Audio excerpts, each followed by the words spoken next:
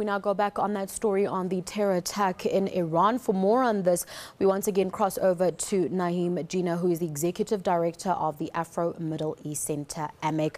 Naeem, thank you very much for joining us again. Now, let's look at this terror attack on Iran. Was it expected?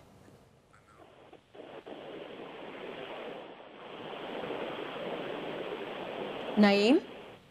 Yes. Yes, Naeem, let's look at this terror attack that took place in Iran. Was it expected considering what was said today?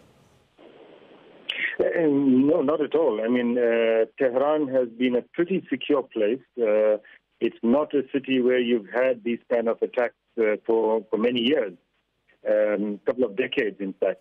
So it was quite a shock, the attack that took place today, for Iranians as well as everyone else.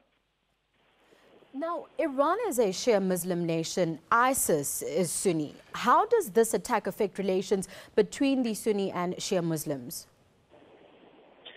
Well, I mean, it depends on which Sunni and which Shia Muslims you're talking about. But if you're talking about between Iran and its neighboring states, for example, the relationship between Iran and many of its neighboring states in the Gulf region has not been good.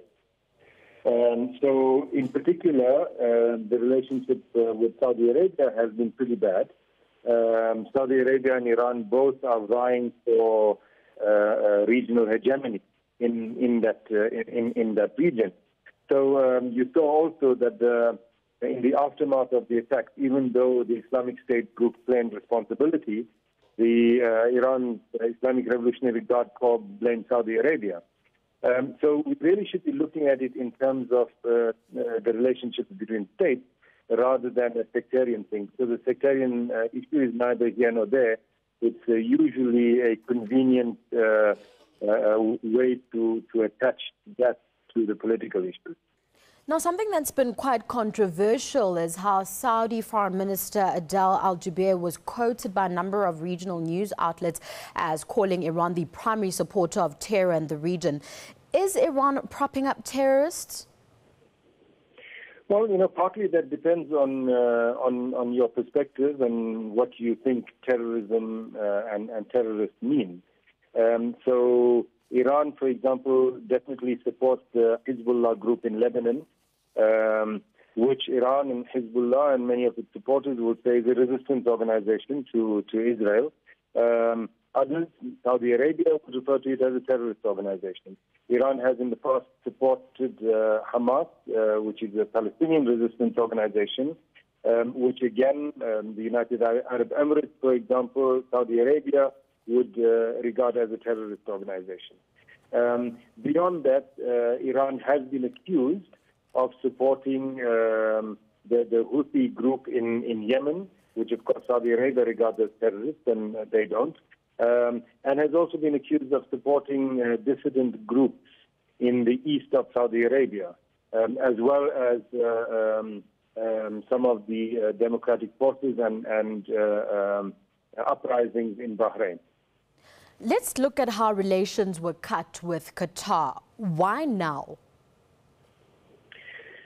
Well, this is a good question. I mean, for one thing, there has been some expectation that there was going to be kind of sword coming down on Qatar by the neighboring countries, particularly Saudi Arabia and the United Arab Emirates. This expectation has been there at least for a few weeks. But the expectation from the Qataris was that the matter would be raised, it would be discussed, and some resolution found.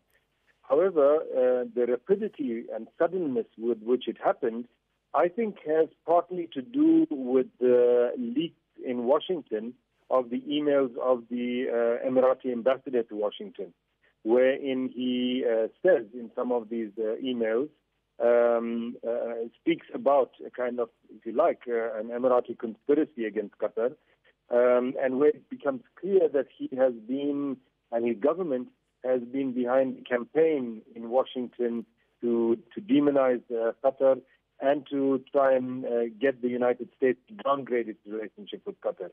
When those emails started, after these emails were hacked and those emails started being released, it seems that spurred the announcement on Monday morning. And so the suddenness of it, I think, is that. But essentially, the Saudi Arabia and the UAE have been unhappy with Qatar over the past few years for two main reasons. For Saudi Arabia, it has been particularly because Qatar maintains fairly good relations with Iran, despite other differences that they have. And, there's good reasons for that. They share an oil field, etc., gas field, etc. And Saudi Arabia regards Iran as a big enemy and expects that all its allies would fall in line behind it.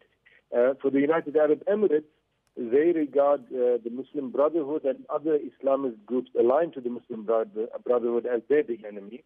And Qatar has been providing refuge for example, Muslim Brotherhood activists from Egypt, Hamas, etc. Now, just finally, Naeem, let's look at the reaction by US President Donald Trump, just in terms of him praising the Middle East nations for the action that they had taken against Qatar. Your take on that? I think Donald Trump is very foolish. I mean, a few weeks ago, he had a meeting with the Emir of Qatar where he spoke about how they have been great friends, etc. Qatar hosts the largest American military base in the Middle East. So, my suspicion is that when he tweeted that, he forgot what Qatar really was and who was the person he met. Very soon after his tweet, the Pentagon released a statement, for example, thanking Qatar for their support, saying that nothing will change in terms of the 11,000 troops that are based in Qatar, that Qatar has been an invaluable contribution to the fight against terrorism, etc.